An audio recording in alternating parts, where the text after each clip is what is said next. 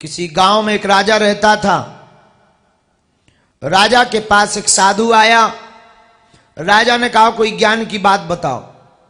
साधु ने कहा वैसे तो हम कोई ज्ञानी ध्यानी आदमी नहीं है, पर एक सूत्र देकर जा सकते हैं। उसने कहा लाओ सूत्र लाओ। उसने कहा इस सूत्र को खरीदना होगा तुमको और 10,000 मोहरें खर्च करनी पड़ेगी। राजा ने कहा आखिर ऐसा है भी क्या सूत्र में?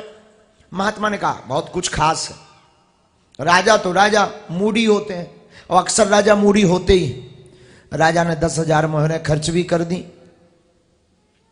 साधु का सूत्र सुनना। साधु ने सूत्र दिया, जो है वो बीत जाएगा। बस इतना लिख करके साधु चला गया। राजा बोला ये कौन सा खास है, इसकी कीमत 10,000 मोहर, जो है बीत जाएगा, ये भी कौन सी बड़ी बात है।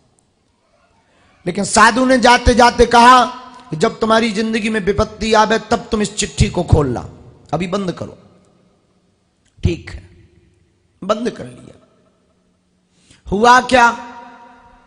राजा युद्ध करने किसी राज्य में गया, राजा हारा, सेना मारी गई, इसके ऊपर आक्रमण हो गया। ये मरने ही वाला था कि अपने प्राण बचाते बचाते ये जंगल में होते हुए एक गुफा में गया और गुफा में जाकर के भयभीत होकर के बैठ गया कि मैं मर ना जाऊं, कहीं मैं मर ना जाऊं।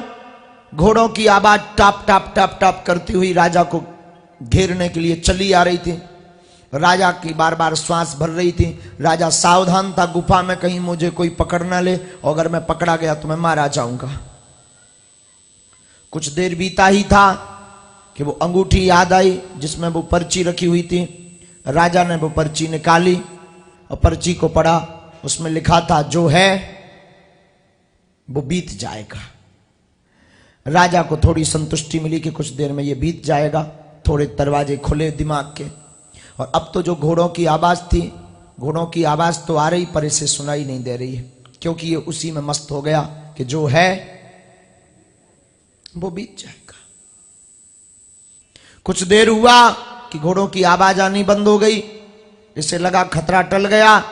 इसने किसी के हाथों गुप्त रूप से खबर भेजी अपनी और सेना को, पड़ोसी राजा मित्रों को, कि मेरी सहायता करो। तब तक पूरी सेना आ गई। पड़ोसी राजा भी सेना लेकर के आ गए। युद्ध पुनः छिड़ गया और राजा जीत गया। जो आत्महत्या करने का विचार करने वाला था वो फिर से जीत गया। जीत करके जब वापस आया, लोग स्वागत करने लगे, प्रजा ढोल नगाड़े बजाने लगे, और ये एकदम फूला नहीं समा रहा, एकदम प्रसन्न है। इसकी आंखें एकदम चकाचकित हैं, और इसकी चेहरे की मुस्कुराहट और हाथ का हिलाना और इसकी अंदर की जो प्रशंसा है वो एकदम ऊंचे लेवल की है। इसे लग रहा मानो अब मेरे सामने कोई नहीं है, मैं दुनिया का शहंशाह बनने जा रहा हूं और मैं हार करके जीत गया, मतलब मुझे हराना नामुमकिन है। इन बातों में भूला ही था कि तब तक अंगूठी की पर्ची फिर याद आई और उसने फिर पढ़ी तो उस पर फिर लिखा था जो है वो बीत जाएगा। और इसके दिमाग के ताले खुल गए। कुछ देर तक इसे दुनिया की प्रत्येक संकट नामुमकिन लग रहे थे। और इसे लगा कि मैं ये क्या बुद्धूपन की काम की बातें कर रहा हूं, मन ही मन मैं ये क्या हाथ हिला रहा हूं। कुछ देर पहले मैं मरने की सोच रहा था, अब जीत गया तो मैं इतना गम में भूल गया, इतना मस्ती में भूल गया कि ये भूल ही गया कि ये भी बीत जाएगा।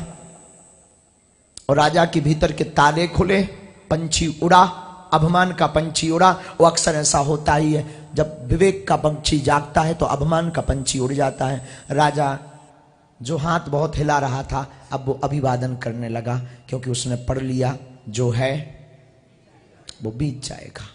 और मेरे पागलों, तुम्हारी जिंदगी में भी जो तुम बैठे हो, अगर तुम दुख लेकर बैठे हो, संकट लेकर बैठे हो, विपत्ति लेकर बैठे हो, तो तुमको भी हम कहते हैं जो है वो बीत जाएगा।